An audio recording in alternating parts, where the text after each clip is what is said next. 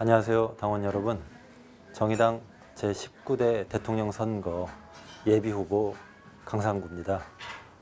오늘은 여기 서점에서 당원 여러분들 만나 뵙게 됐습니다.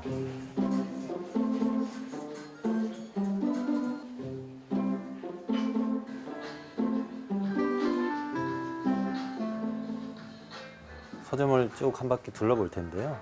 서점에 꽂혀 있는 제 책을 좀 찾아서 여러분들께 설명드리고, 그 다음에 제가 생각하고 있는 정책에 대해서도 말씀드릴 시간을 좀 가지려고 합니다.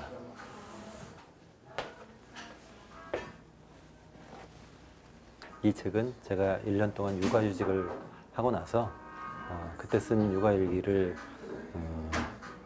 담은 책입니다. 제목이 내 생에 가장 아름다운 365일입니다. 원래는 저는 이런 제목 반대했어요. 아름답지 않아요, 365일. 이렇게 지어야 팔린다고 해가지고 제목은 제가 양보했습니다. 그때 정말로 제 소원 중에 하나가 하루라도 밤에 8시간을 통으로 자는 것이었거든요. 실패했습니다. 정말로 그랬어요. 아주 갓난 얘기였을 때는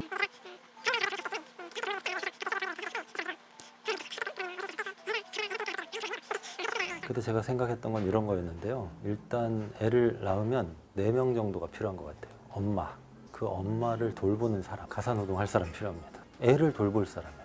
엄마는 젖먹이고 쉬어야 되고요. 애를 돌볼 사람은 또 따로 있어야 됩니다. 이렇게 4명이 필요한데 실제로는 애 낳아가지고 지금 힘들어 죽겠는 그 엄마가 4명의 역할을 하는 거죠. 그러니까 너무 힘든 거예요. 사회가 아이를 키우는 걸 같이 해야 된다라고 진보정당이 예전부터 얘기를 했습니다. 정의당에서는 핀란드형 마더박스를 아이가 태어나면 주자, 이런 공약도 있었고요. 그 다음에 앞으로는 제가 그때 육아휴직 할 때는 한 달에 40만 원 정부에서 나왔거든요. 지금은 100만 원 정도로 올랐는데 이거 좀 더 늘어나야 될 거고요.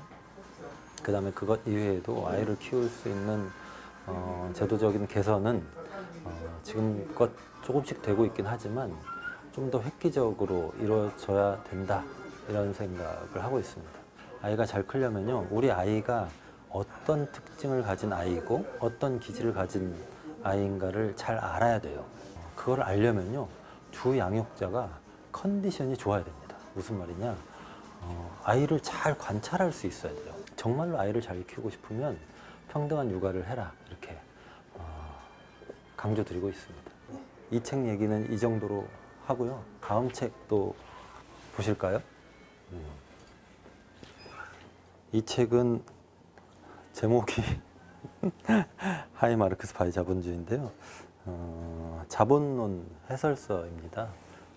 자본론 읽어보신 분은 아시겠지만 사회주의를 선동하는 책이 아니라 자본주의가 어떻게 생겼는지를 해설하는 책이죠.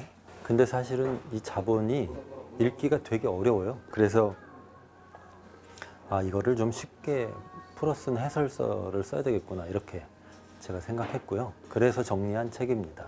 미국의 서브프라임 모기지 사태로부터 시작된 세계 경제 위기, 그리고 그 위기가 반복되고 있는 상황, 도대체 어떤 이유에서인가, 이런 얘기들도 담아놨습니다.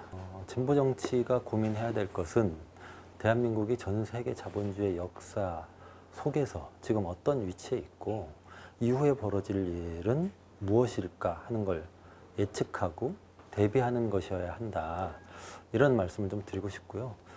저는 그런 고민을 하는 가운데 이 하이 마르크스 바이 자본주의라고 하는 책을 썼습니다. 제가 그냥 드리고 싶은 말씀은 유시민 전 장관 수준이 아니면 책 팔아가지고 먹고 살기는 힘들더라, 이런 정도 말씀. 네. 또 다른 책 보실까요?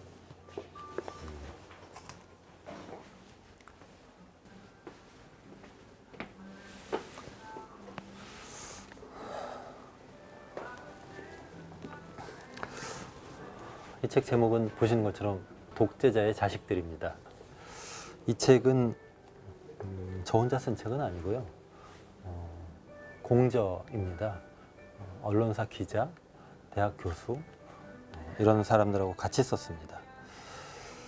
2012년 대선 6개월 전쯤이었나요? 기자를 하고 있는 친구한테서 전화가 왔습니다. 박근혜 씨가 대선 후보로 나갈 것 같은데 우리 전 세계적으로 보면 독재자의 자식들이 여전히 권력을 누리고 있는 경우가 많더라. 그 사례들을 정리해서 책을 내는 게 어떻냐 이런 제안이었고요. 제가 덥석 받았습니다. 확실한 과거 청산 없으면 나라를 엉망으로 만들어 놓은 독재자가 단죄받지 않고 이렇게 살다 죽는 일이 실제로 일어난다는 것입니다. 출판 작업이 늦어져 가지고 2012년 대선 끝난 다음 날 서점에 깔려서 대선 결과에 아무 영향도 못 미쳤습니다. 대단히 안타깝게 생각합니다. 그때 그 전에 책만 일찍 나왔더라도 굉장히 아쉽습니다. 독재자의 자식들 제 책 소개해 드렸습니다. 어디 있나? 여기 있네요. 자, 신자유주의의 역사와 진실. 이게 사실은 제 첫 책입니다. 굉장히 오래된 책이고요. 이게 김대중 정부가 어떤 정책을 할 것이다 이런 설명을 하고 있어요.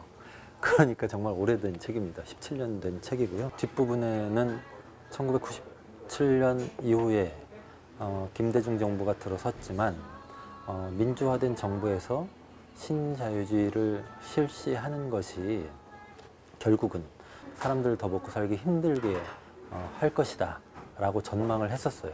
정리해고제가 만들어져서 본격적으로 사람들을 정리해고했던 것도 그 시기고요. 그 이후에 비정규직 법들, 기간제법, 파견법 이런 것들 만들어져 가지고 비정규직이 대폭 늘어나게 됐던 시기도 그 시기입니다. 그러니까 사람들은 민주화가 됐는데 자기가 먹고 살기 힘들어지니까 민주주의가 밥 먹여주는 것 아니구나 이렇게 생각하기 시작했다는 것이고요. 그래서 깨끗하지 않아도 되고 뭔가 민주적인 것과는 거리가 멀어도 되니 먹고 살기만 해주면 된다 이렇게 생각하면서 CEO 출신을 대통령으로 뽑았던 것이죠. 저는 그때 이후로 당시에 민주정부에 참여했던 분들도 많은 고민을 하셨다고 생각합니다. 그리고 이번 대통령 선거에서는 촛불의 염원을 또다시 신자유주의를 강화하는 방식이 아니라 그것과는 전혀 다른 경로를 제시해야 된다. 대한민국이 나아갈 길과 관련한 새로운 길을 말할 수 있어야 된다. 이렇게 좀 생각합니다. 자, 이거 꽂아 놓을게요. 아까 어디 있었는지 모르겠어요. 여기쯤 있었던 것 같아요. 마지막 책입니다. 이거는 가장 최근에 쓴 책인데요. 대한민국에서 안전하게 살아남기란 책입니다. 자, 이 보겠습니다. 이 책은 제가 언제 썼냐면 세월호 참사 이후에 팔 좀 걷겠습니다. 자, 이 대한민국에서 안전하게 살아남기는 세월호 참사 이후에 썼습니다. 그때 생각했던 게 이런 거였습니다. 도대체 안전을 바라보는 관점이 다르더라 하는 거였죠.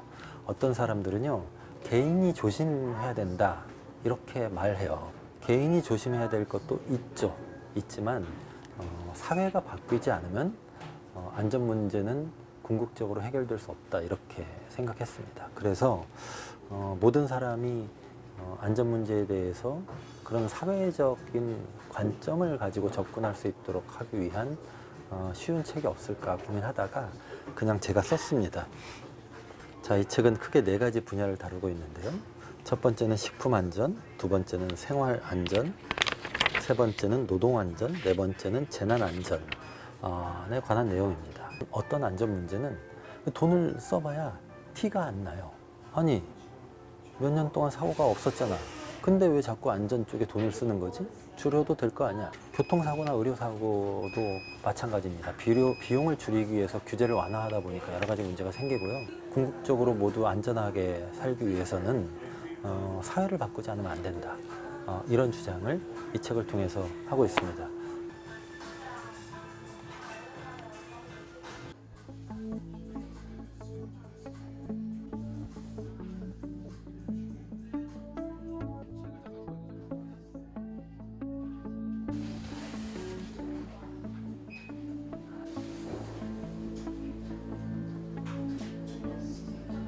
대한민국이 어떤 방향으로 나갈 것인가와 관련한 많은 고민을 했고요. 그런 내용을 잘 정돈해서 저의 정책을 발표를 하게 됐습니다. 물론 계속 만들고 있는 중이기 때문에 지금까지 발표된 내용으로 충분하다고 생각하지는 않습니다. 그리고 당내에서 또 많은 토론이 필요한 내용들도 있습니다. 오늘 진지하게 하라고 해가지고 제가 진지하게 말씀드렸는데요. 봐주셔서 고맙습니다. 고맙습니다.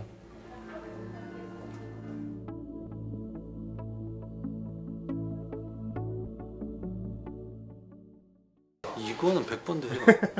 학생운동 하면서 1년 좀 넘게 수배 생활 했었거든요.